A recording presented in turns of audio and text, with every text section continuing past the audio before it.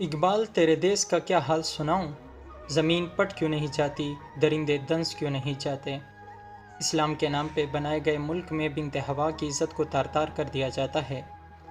ابن آدم پر جب شیطان حاوی ہو جاتا ہے تب اس کے اعمال اسے شیطان بنا دیتا ہے۔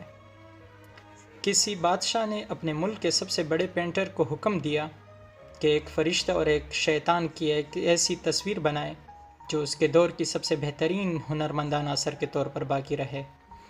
پینٹر نے اپنی جستجو کا آغاز کیا۔ وہ اس تلاش میں تھا کہ اسے کوئی ایسا شخص ملے جو واقعی طور پر فرشتہ کہلانے کے لائق ہو۔ چونکہ اصلی فرشتے کو وہ دیکھنے کے قابل نہیں تھا، اس لیے ایک خوبصورت اور معصوم بچے کو ڈھونڈنے کے بعد اس کی تصویر بنائی۔ جب اس خوبصورت تصویر کو بادشاہ کے سامنے پیش کیا تو بادشاہ اور اس کے تمام لوگوں نے اس کی خوبصورتی کا اعتراف کیا اور اس کے فن کی داد دی۔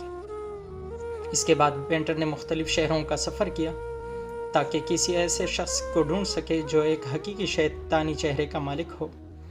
ملک کے مختلف جیلوں میں موجود مجرموں کو دیکھا، لیکن اسے ایسا شخص نہیں ملا کیونکہ اس کی نظر میں سب اللہ کے بندے تھے، اگرچہ انہوں نے بعض غلطیاں کی تھیں۔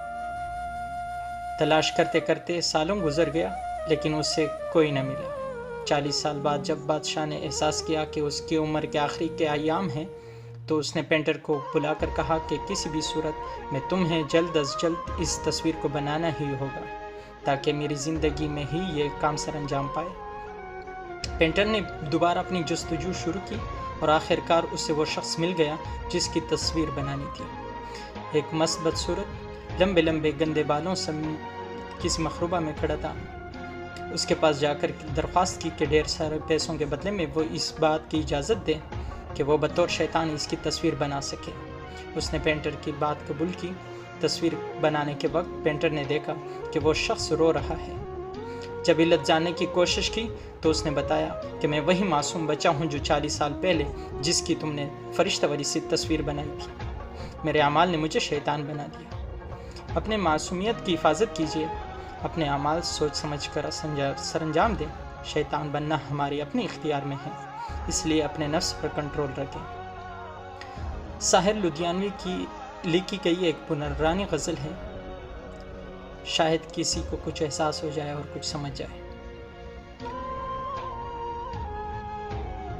عورت نے جنم دیا مردوں کو، مردوں نے اسے بازار دیا۔ جب جی چاہا مسئلہ کچلا، جب جی چاہا دھتکار دیا۔ تلتی ہے کہیں دیناروں میں، بکتی ہے کہیں بازاروں میں، ننگی نچوائی جاتی ہے عیاشوں کے درباروں میں۔ یہ وہ بے عزت چیز ہے جو بڑھ جاتی ہے عزت داروں میں۔ عورت نے جنم دیا مردوں کو، مردوں نے اسے بازار دیا۔ مردوں کے لیے ہر ظلم روا، عورت کے لیے رونا بھی خطا۔ مردوں کے لیے ہر عیش کا حق، عورت کے لیے جینا بھی سزا۔ مردوں کے لیے لاکھوں سیجیں، عورت کے لیے بس ایک چتا۔